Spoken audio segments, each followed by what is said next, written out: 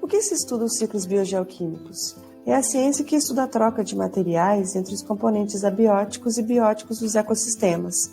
Lembram da definição de abiótico e biótico? Se não, voltem à aula sobre os níveis ecológicos. Os seres bióticos mantêm trocas de matéria com o meio ambiente em que vivem. Os elementos químicos são retirados do meio ambiente, utilizado pelo ser vivo e novamente devolvido ao ambiente. Esse processo constitui os ciclos biogeoquímicos. E nós vamos começar pelo ciclo do oxigênio. A atmosfera ela é constituída de aproximadamente 78% de nitrogênio, 21% de oxigênio, a molécula representada em azul, e pequena quantidade de argônio e de dióxido de carbono. O oxigênio presente na atmosfera é empregado pelos seres autótrofos no processo de respiração celular. Assim como também é utilizado pelos seres heterótrofos, resultando em liberação de energia para a manutenção da vida e liberação de gás carbônico para o meio ambiente. Mas como, então, o oxigênio volta para a atmosfera, já que nós vimos que ele é necessário para a respiração celular dos seres aeróbios? Nós já vimos como na aula de energia, vocês lembram?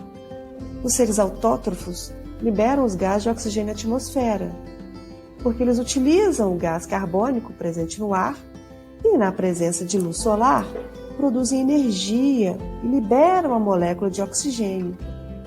Por isso são chamados seres fotossintetizantes, porque realizam a fotossíntese.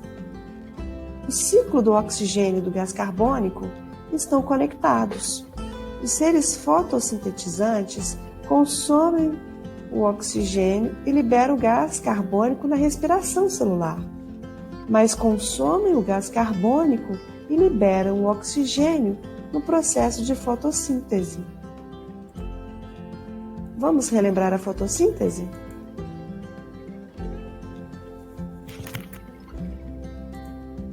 Os seres autótrofos consomem o carbono na sua forma inorgânica, o CO2, e reagem este composto com a água absorvida no solo.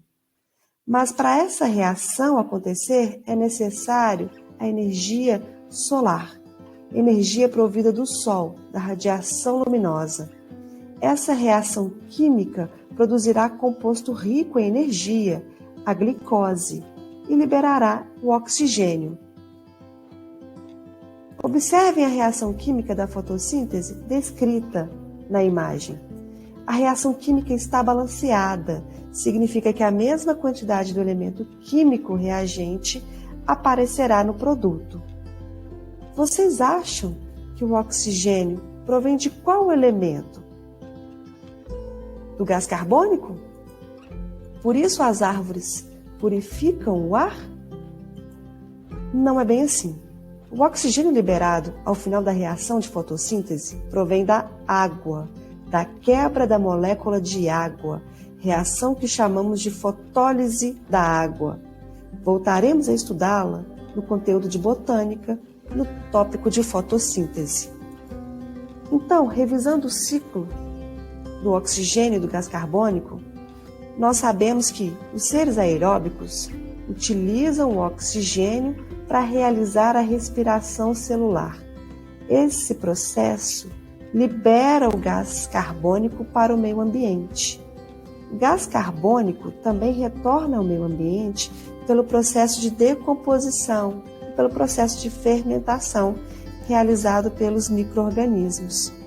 O gás carbônico ele é fixado na matéria orgânica pelos seres fotossintetizantes, que absorvem da atmosfera o CO2 inorgânico, produzindo glicose e liberando o oxigênio para o meio ambiente, e, consequentemente, fixando esse carbono inorgânico em glicose, produzindo energia. Agora, o que acontece se o ecossistema não conseguir ciclar a quantidade de matéria e de energia no meio ambiente? Nós teremos um acúmulo destes elementos e trará prejuízos para os seres vivos. Nós teremos um ambiente poluído, como muitos centros urbanos. Além dos meios já citados do retorno do gás carbônico à atmosfera, o CO2 também é produzido pela queima de combustíveis fósseis, como o carvão mineral e os derivados de petróleo, como gasolina e o óleo diesel.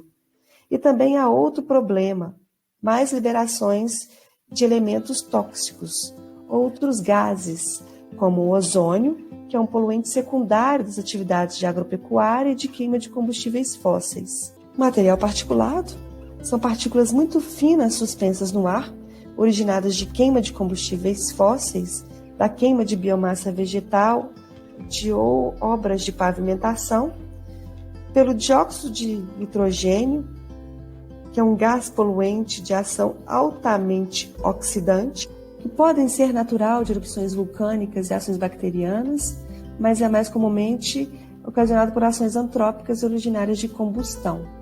E o dióxido de enxofre, que é um gás tóxico, incolor, originário da queima de combustíveis com enxofre. Esses poluentes tóxicos presentes na atmosfera causam danos à saúde dos seres vivos, dentre eles a nossa. Aqui representado alguns desses elementos tóxicos, como o ozônio em vermelho, materiais particulados em azul, o dióxido de nitrogênio em verde e o dióxido de enxofre em amarelo. Esses elementos eles podem, em excesso, causar dores de cabeça, irritação nos olhos, nariz e garganta, irritações, inflamações, infecções, asma, redução da função pulmonar, doenças pulmonares como câncer, por exemplo, doenças cardiovasculares, impactos no fígado, no baço, sangue, também no sistema reprodutor. Agora chegou a hora de vocês estudarem um pouco mais sobre essa temática, revisem os conteúdos no livro didático adotado pela instituição.